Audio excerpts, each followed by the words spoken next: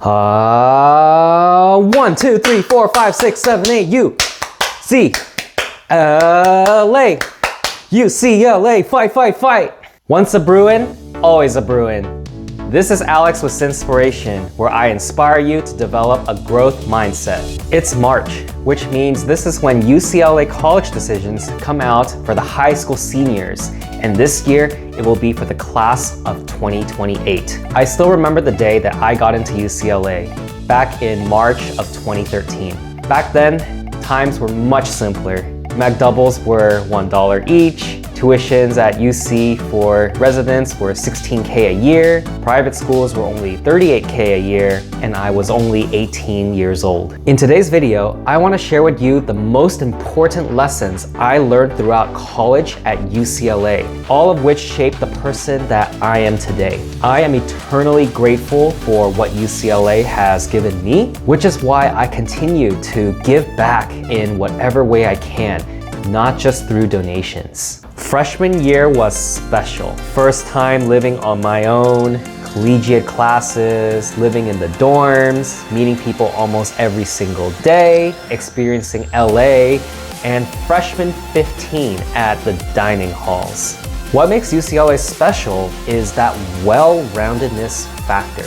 Everywhere from the academics, to sports, to experiencing LA, and surprisingly, the community. UCLA students seem very passionate about what they do and are always willing to lend a hand. It wasn't cutthroat at all, at least for me. Because it's challenging, we help each other. Learning to collaborate with each other on studying, working on projects, or organizing events with student groups is a necessary skill throughout your life. It's oftentimes the reason why I'm able to deliver on my job today. A UCLA video wouldn't be complete without talking about sports, especially the legendary Coach John Wooden.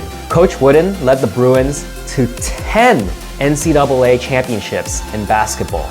He wasn't just a brilliant coach, but also a teacher. One of his most famous quotes is, "Success is peace of mind," which is a direct result of self-satisfaction in knowing you made the effort to become the best that you are capable of becoming. He created the pyramid of success, which consists of 15 fundamental values and 10 supporting attributes for which a leader and an organization can achieve the highest level in which they are capable. It's not about being number one or how you compare to others, but rather how you compare yourself with the best version of yourself. From this, I've trained myself to not be jealous of my friends and peers who are smarter than me or ahead of me, whether they got an internship and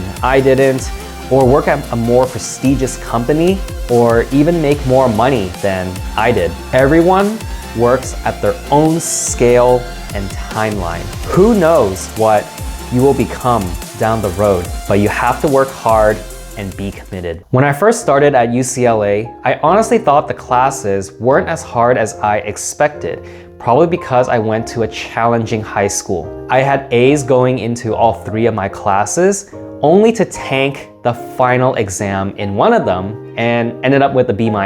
I was shocked. I couldn't believe that everything I worked for in a quarter can be shattered by a final exam.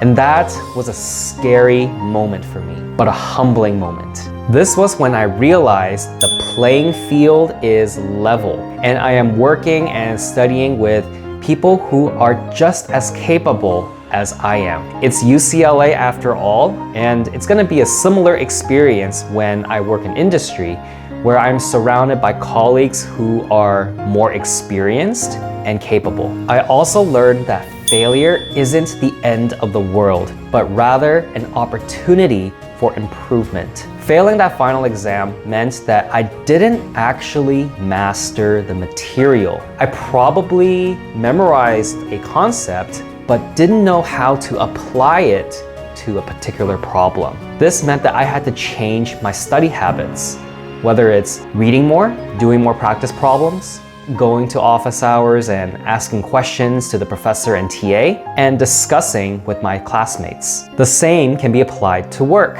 Usually after a major effort, we would have retrospectives where the team gets together to discuss what went well and what could have been done differently so that we can improve the efficiency and effectiveness of the processes and work ethics. Career fairs and interviews. Remember when we all started and we were going to these career fairs? We walk up to the recruiter and this is what we would say. Hi, I'm Alex and I'm looking for an internship. And that's it. And then we just wait and see what the recruiter responds with. In an increasingly competitive world, we have to learn how to sell ourselves with elevator pitches. At UCLA, I didn't have a particularly high GPA, and I wasn't a computer science major, putting me at disadvantage amongst most of my peers. There had to be another way to stand out, and there are several that I have learned throughout my time there. Bringing up unique projects that I worked on to grab my recruiter's attention, expressing why I'm interested in the company, being specific with the type of role that I'm looking for, and just asking the recruiter and engineer what is it that they do at the company and why they enjoy it. I had mentorship from many upperclassmen, and throughout the years, I've integrated all of that feedback into my resumes and interview prep. As I did more interviews, I wrote down the questions that I was asked, especially the ones that I missed, so that I could go back and prepare answers for them and answer them correctly next time. I would create this whole document so that I can just restudy it every time. And historically, interview questions are recycled. Job seeking is an accumulating process where the skills need to be continuously sharpened. I probably got only one job offer for every 50 applications, and this was in 2015 through 2017 when the job market was relatively good. Both lessons 6 and 7 helped me get my first internship, my first job out of college, and my current job as an AI software solutions engineer, which I'm very passionate about. I'm fortunate to not have to or want to look for another role at this time. But on the back of my mind, I should be keeping my interview skills up to date just in case my situation changes. The student clubs was the most memorable part of my entire college experience. It was how I grew individually, significantly, career-wise, and met amazing people that are still my friends today. In my last year, I was the internal vice president of IEEE at UCLA, an engineering club. The club had a huge emphasis on hands-on projects, especially for students who don't have any experience at all. Shout out to Ops, line following robot, NACAR, and a maze solving robot, Micromouse. But they also hosted info sessions from companies, have mentorship programs and events, and also socials. As IVP, my responsibility was to organize general meetings, mentorship programs, and socials. All the fun events, as I like to call them. As a leader, I had to get the other officers' cooperation in order to execute on these events. It was quite an art form to get the officers to do what I want them to do without pulling the authority card. The trick is to help them realize that what they're doing is fulfilling the ultimate goal or purpose of the event. It's teamwork. At the same time, good leaders look after the people they lead. This includes being accountable for their responsibilities, steering them in the right direction, and asking whether they're encountering any challenges or struggles. Show that you care about them. With any good working relationship, it takes trust in order for tasks to be done well and in a timely manner. I learned so much from UCLA, and is not just limited to these 9 lessons. You can see these lessons are much more valuable than the actual courses I took or the grades I got. This is what education should be about.